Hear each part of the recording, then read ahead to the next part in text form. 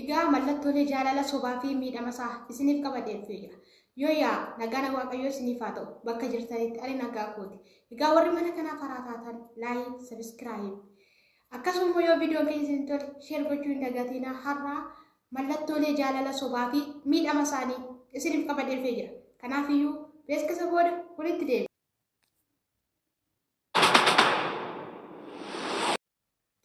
Igaa mallattooleen jaalala sobaa maali?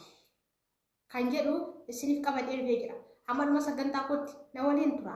Viidiyoo kana immoo hamma dhumaatti na dhaggeeffadhaa. Dhugaa isiniin jedha. Faayidaa guddaa fi barnoota guddaa of keessaa qaba. Kanaafiyyuu tokkoffaa irratti shamarran tokkos ta'ee dhiirri tokko jaalala sobaas jaallachuusaa maaliin beekuu dandeenya? Kan jedhuu fi wantoota murtaa'oo ta'an 7 isiniif qabadee dhufee jira. Tokkoffaa irratti fiizikaala yookaan qabeenya irratti hundaa'uun kan nama jaallatan. Kana gaafa isiniin jedhu namoonni baay'een faayidaaf jedhanii gaafa sitti siiqan yookaan jaalala sobaa si miidhuudhaaf yeroodhaaf si miidhanii booda kan sirraa siqan hedduu keenyatu jira. Akkasumas argaa oolla.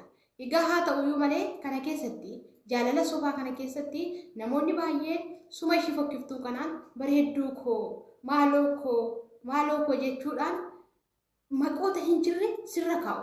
Lammaffaan immoo osuma ati qabeenya qabaatiin ati mee hin qabda, hin dandeessa, hin beekta. Beekumsa kee malee hin beekta kan warra siin jedhan. Beekumsa kee malee warra kiiloo sitti kennan. Dandeettii kee malee warra ba'aa si baachisan.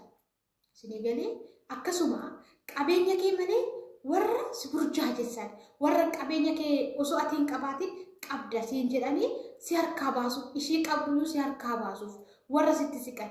Isaan kuni jaalala sobaati.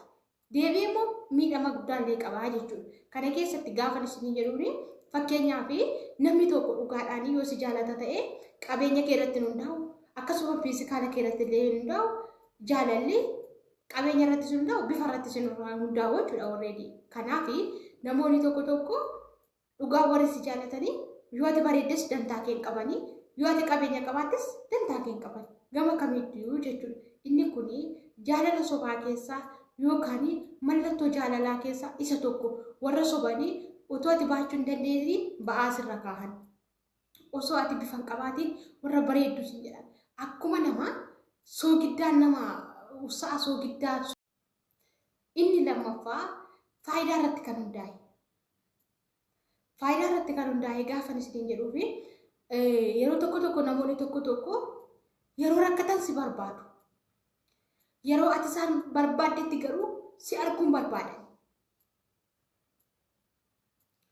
Yeroo fedhii isaanii qofa warra sitti siqanii yeroo fedha keetii immoo warra sirraa baqatan. Isinii galee yeroo fedha keetii warra sirraa baqatan yeroo fedhii isaaniitti immoo warra sitti siqan. Already warra faayidaa mataa isaaniitti si barbaadan. Karaa maallaqaa haa ta'u, karaa fedha foon isaanii haa ta'u, karaa barbaadaniyyuu haa ta'u. Warra yeroo atitti isaan barbaadetti siif argamne yeroo ofii isaanii fi yeroo sammuu isaanii isaan ajajetti warra sitti siqan. Namoonni tokko dhiiras ta'e shamarran sitti siqu. Torban tokkoo fi si ho'isu. Torban tokkoo fi bakka kiiloo kee kaf godhu. Si faana malee deeman, si faana malee nyaatan, si faana malee maal jedhan. Na torban tokkoof immoo sirraa siqu. Torban sadan immoo sirraa sitti siqu. Warroota akkasii, warroota amala akkasii qaban. Warra faayidaa mataa isaanii qofa irratti hundaa'e. Inni kun jaalala sobaa yookaan mallattoolee jaalala sobaati. Kunis jira hedduu namoota quunnamaa oola kun. Iddoo baay'eetti argaa oola. Kanaaf jireenya keessatti wanti akkasii kun yoo isin quunnama ta'e dhugaa yookaan laphee isaatiin akkasii jaallanne beekuu qabda. Inni sadaffaa itti gaafatamummaa hin qaban. Itti gaafatamummaa hin qaban gaafa isin hin jedhu. Eenyummaa isaanii sitti himuun barbaadan. Background isaanii sitti himuun barbaadan. mallattoo jaalala sobaa keessatti inni tokko bakka oolmaa isaa hin beektu. Bakka oolmaa kee nama to'atu. Garuu ati bakka oolmaa kee nama to'atu. Bakka oolmaa isaa nama ati hin beektu. Maatiin isaa nama akkamiiti?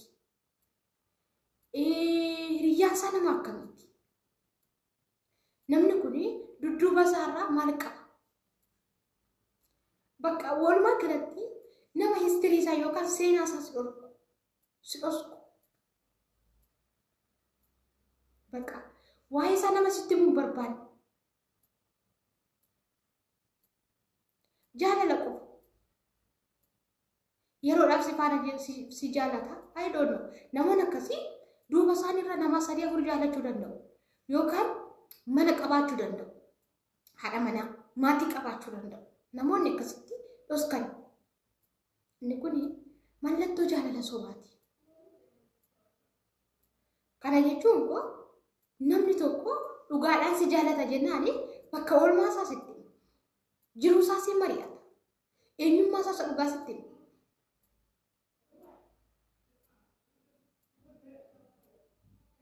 waan hunduma isaa sitti maachuu. Garuu warri jaalala dhugaa siif hin qabne intalli durbaa tokkos jaalala dhugaa siif hin qabu taana. Akkasuma ilmi dhiiraa tokkos jaalala dhugaa siif hin qabu taana. Akkuma kana. Isinii galee? Kanaaf sirriitti of eeggannoo gochuu qabna warroota akkasiirraa. Warra afaaniin na jaalachaa maatii sana dhosku baagiraawundi inni arfaffaa. Ija keessa si ilaaluu danda'u.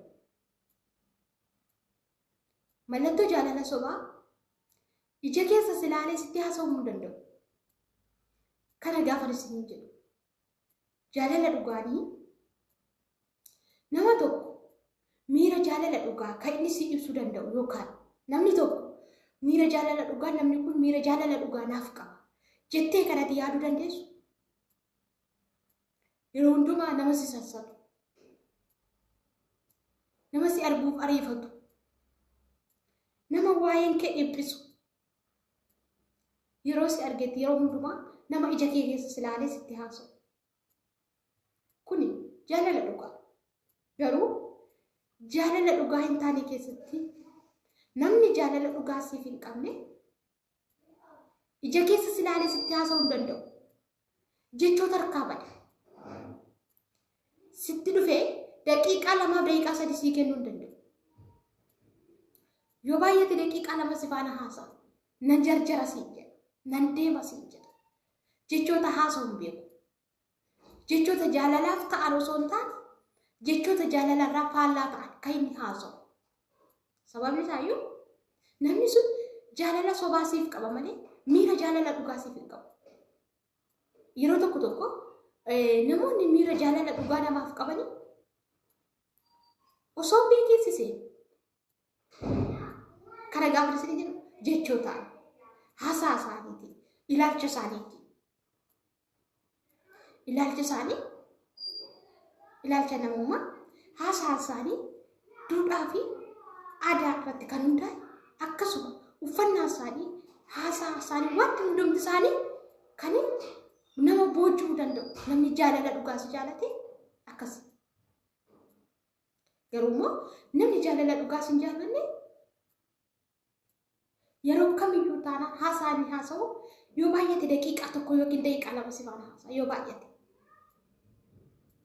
Kuni miira jaalala sobaa. Inni shanaffaa dhaabbataa miti.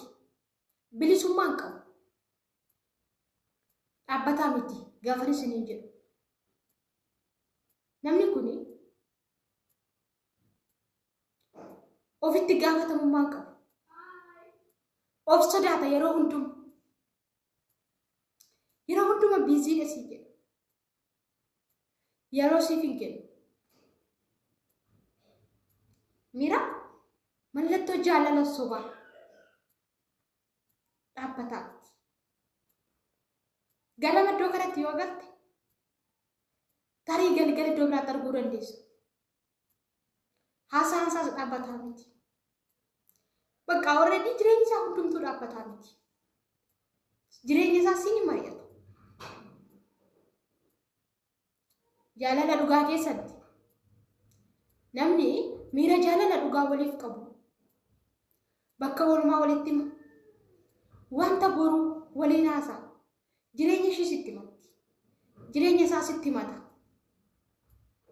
Jaalala dhugaa. Seegare garuu jaalala sobaa keessatti yookaan mallattoolee jaalala sobaa keessatti dhaabbataa miti bakka.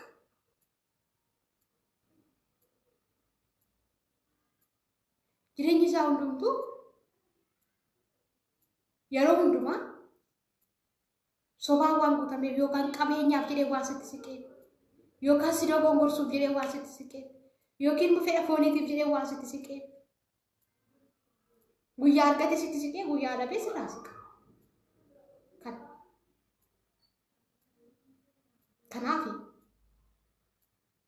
jireenya keenya keessatti nuti shamarran akkasuma immoo dhiiraas shamarran qofa miti kun dhiirota irratti ilaalata.